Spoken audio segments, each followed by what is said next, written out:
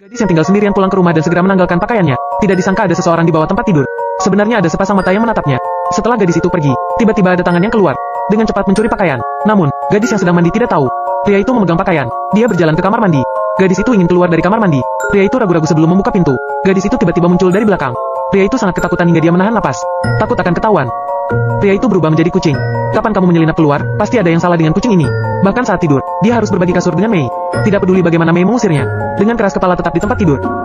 Hari berikutnya, Mei bersiap-siap berangkat kerja. Dia juga menyiapkan makanan dan minuman untuk kucing. Takut kucingnya bosan di rumah, dia juga memberikan iPad untuknya. Sebelum berangkat, dia dengan cemas memberitahu kucing itu.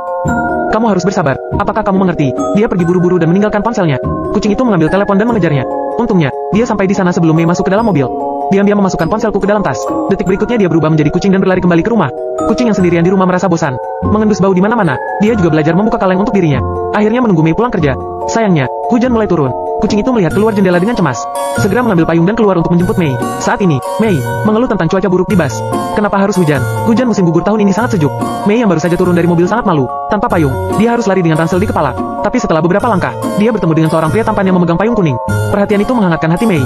Dan senyum menawan pria tampan itu membuat hati Mei langsung tergerak. Namun kenyataannya tidak seperti ini. Ternyata adegan tersebut hanya hayalan si kucing sendiri.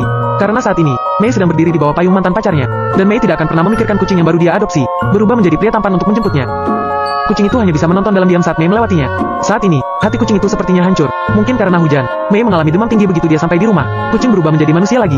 Tangkap air hujan dengan tangannya untuk mendinginkan Xiao Mei. Setelah semalaman dirawat dengan hati-hati oleh kucing itu, demam Mei akhirnya mereda. Tapi kucing itu tahu, Mei selalu tertawa dan menangis karena mantan pacarnya. Untuk mencari tahu alasannya, ia naik langsung ke atap untuk memata-matai. Tapi di mata Mei, kucing itu terjebak di sana dan tidak bisa turun. Dia bahkan mengambil tangga untuk menyelamatkan kucing itu. Tapi ketika dia naik, kemudian menemukan kucing itu telah di bawah. Mei sangat tidak berdaya, harus turun lagi. Tanpa diduga, kakinya tiba-tiba terpeleset. Untungnya, kucing itu menangkapnya tepat waktu. Apa kamu melihat kucing? Kata-katanya belum terucap. Pria itu telah menghilang. Hanya bagian belakang kucing yang melarikan diri. Pria itu tiba-tiba muncul dari mana? Matanya sangat aneh. Sampai di rumah, Mei memandangi kucing di depannya. Dia selalu merasa ada sesuatu yang salah.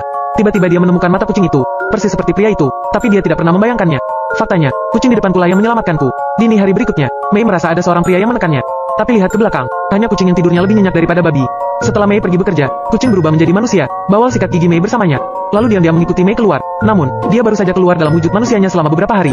Rupanya dia masih belum memahami aturan dunia manusia. Temui seseorang untuk sarapan. Dia benar-benar mengambil kue ikan di tanah dan memasukkannya ke dalam mulutnya. Untungnya, Mei menghentikannya tepat waktu. Yang itu baru saja jatuh ke tanah.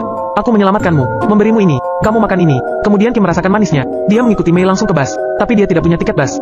Aku menyelamatkanmu. Mei tidak punya pilihan selain memintanya naik bus. Kali ini, kucing kembali tertarik dengan boneka di ranselnya. Ambil saja dan tunggu, aku menyelamatkanmu. Tak berdaya, Mei tidak punya pilihan selain memberikan boneka itu padanya juga.